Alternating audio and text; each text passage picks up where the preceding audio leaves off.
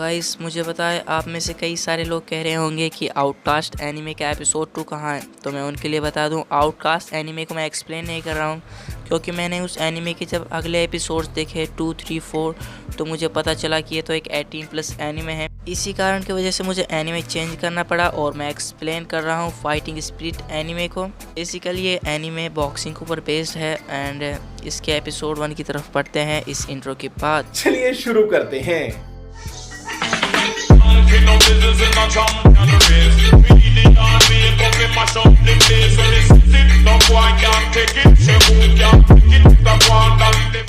तो एपिसोड 1 की स्टार्टिंग होती है और हमें दिखाया जाता है फिशिंग बोट रेंटल माकुनोची स्टोर को।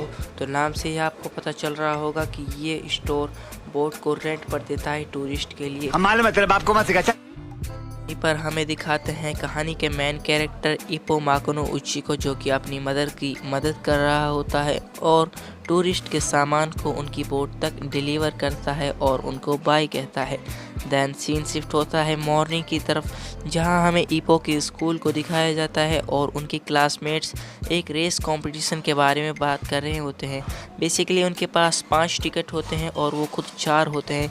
तो वो इप्पो को पूछते हैं, लेकिन इप्पो को अपने घर पर कुछ काम होता है इसलिए वो उनसे मना कर देता है। तब इप्पो घर पर जा रहा होता है, तब उसे 3 बंदे रोकते हैं। इप्पो उनसे डरा हुआ होता है और उनसे कहता है पहले आप आगे जाइए। वो बंदे कहते हैं कि यहाँ से मुझे कुछ स्मेल आ रही है, लगता है वो इप्पो में से आ रही है। तभी वो इप्पो को एक किक करते हैं और उसे रोड से नीचे गिरा देते हैं और उसकी जमकर धुलाई करते हैं। भी उन 3 बंदों में से एक बंदा कहता है कि तुम उन टूरिस्ट के साथ काम करना बंद कर दो। वहीं दूर से उन्हें एक बंदा जॉगिंग करता हुआ देख रहा होता है।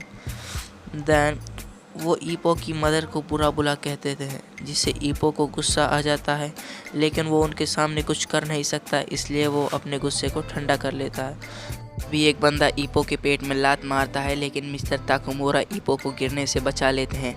इस बंदे का नाम मिस्टर ताकुमोरा है और वो इप्पो को एक साइड में बैठा देते हैं। तभी तीनों बंदे मिस्टर ताकुमोरा पर एक एक करके वार करते हैं, लेकिन वो तीनों को डॉज कर लेते हैं और तीनों नीचे गिर जाते हैं। वो तीनों बंदे खड़े होते हैं और उनके शर्ट में बटन ही नहीं होती। तभी ताकुमोरा अपनी मुट्ठी खोलता है और उनकी बटनों को नीचे गिरा देता है। वो मिस्टर ताकुमोरा की स्किल्स को देखकर डर जाते हैं और वहां से भाग जाते हैं। सीन शिफ्ट होता है इप्पो की तरफ, जहां उसकी आंख खुलती है और वो देखता है कि सभी लोग प्रैक्टिस कर रहे होते हैं। भी एक बंदा कहता है तकामारू उस लड़की की आंख खुल चुकी है। जब भी तकामारू आता है, इप्पो कहता है मैं कहाँ पर हूँ। तकामारू कहता है कि तुम एक बॉक्सिंग जिम में हो। इप्पो तकामारू का शुक्रिया अदा करता है और तकामारू कहता है कि तुम वापस फाइट क्यों नहीं करते। तभी इप्पो अपनी पुरानी याद पे खो जाता है, जहाँ वो आदमी उसकी माँ की बेइज्जती कर रहा होता है और वो रोता है, वहाँ से जाने लगता है। तभी तकामारू उसे रोकता है और उसे अच्छा महसूस कराने के लिए एक कागज़ पर उसी आदमी का फेस बनाता है और उसे एक पंचिंग बैग में लटका देता है और तकामारू से कहता है अब तुम इसमें पंच करो। पहले तो इप्पो उसमें आराम से पंच करता है, तभी तकामारू से लात मार के कहता है कि तुम तेज पंच करो। फिर तकामारू एक ठीक ठाक सा पंच उस पंचिंग बैग में मारता है और उस कागज़ का फेस कुछ इस तरीके से हो जाता है। देन तकामारू उसे सिखाता है कि कैसे पंच करते हैं। अब इप्पो पंचिंग बैग में पंच करता है तो उसका पंच का प्रेशर इतना होता है कि वो पंचिंग बैग हवा में उड़ जाता है। देन उस कागज़ के भी टुकड़े टुकड़े हो जाते हैं। तकामारू इस बात को देखकर चौंक जाता है और वो 3 बंदे भी इस बात को देखकर हैरान हो जाते हैं। मिस्टर तकामुरा के मुंह पर एक खून की बूंद आकर गिरती है और वो जल्दी से इप्पो का हाथ चेक करते हैं तो वो फट चुका होता है और उसमें से ब्लड बह रहा होता है। अभी इन 3 बंदों में से एक बंदा कहता है शायद इस बच्चे के हाथ कच्चे हैं इसलिए वो जल्दी ही फट गए। सीन शिफ्ट होता है तकामारू की तरफ, जहां वो इप्पो के हाथ में बैंडेज लगा रहा होता है और वो देखता है कि इप्पो की पूरी बॉडी काफ़ी ज़्यादा हार्ड है और काफ़ी ज़्यादा मजबूत है। तो इप्पो को एक ऑफ़र करता है कि वो बॉक्सिंग ज्वाइन कर ले।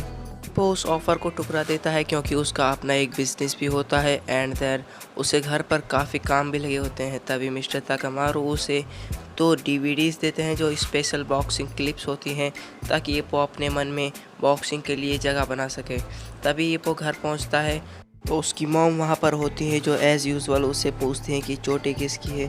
तो ईपो उनका बहाना बनाकर टूरिस्ट का सामान ले जाता है और उसे बोट तक डिलीवर करता है।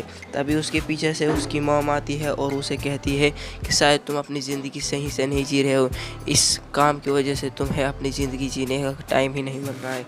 और ईपो भी इस बात को सुनकर अपनी मॉम की बेइज्जती के बारे में उस फ्लैशबैक को याद करता है एंड वो उन बॉक्सिंग क्लिप्स को बड़े ही गौर से देखने लगता है। अगले दिन जब ईपो अपने स्कूल को जा रहा होता है तभी उसे एक शॉप में एक मैगज़ीन दिखाई देती है जिसको वो ख़रीद लेता है।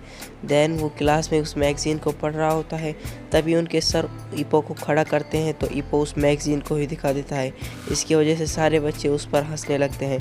सीन शिफ्ट होता है घर की तरफ जहां ईपो उन बॉक्सिंग क्लिप्स को देख रहा होता है और उसकी मॉम भी उसे देखकर काफ़ी खुश होती है। सीन शिफ्ट होता है इवनिंग में और ईपो को दिखाते हैं जो कि अपने एक घर के लिए जा रहा होता है एंड वो बॉक्सिंग के बारे में सोचता है और दौड़कर घर के लिए जाता है। एंड तभी वो मिस्टर ताकामारू से मिलता है जो पहले तो वो उसको शुक्रिया अदा करता है उन डीवीडीज़ के लिए एंड फिर मिस्टर ताकामारू को इसके नाम से बुलाता है, जहाँ ताकामारू से देखकर हैरान हो जाता है। ईपो उन मैगजीन को दिखाता है जो कि ताकामारू की होती है और वो एक चैंपियन होता है, तो वो उसे काफ़ी ज़्यादा इम्प्रेस होता है और उसे बॉक्सिंग सीखने के लिए उससे पूछता है।